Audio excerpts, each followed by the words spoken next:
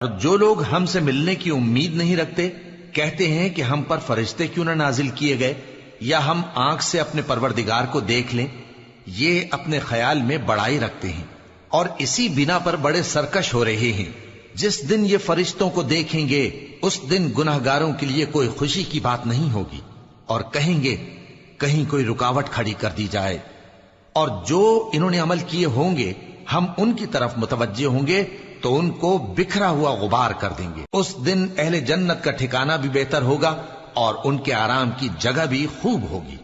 اور جس دن آسمان ابر سے پھٹ جائے گا اور فرشتے نازل کیے جائیں گے اس دن سچی بادشاہی رحمان ہی کی ہوگی اور وہ دن کافروں پر سخت مشکل ہوگا.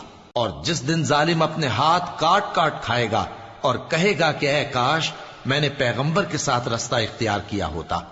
ہائے شامت، کاش میں نے فلاں شخص کو دوست نہ بنایا ہوتا. اس نے مجھ کو کتاب نصیحت کے میرے پاس آنے کے بعد بہکا دیا. اور شیطان انسان کو وقت پر دغا دینے والا ہے.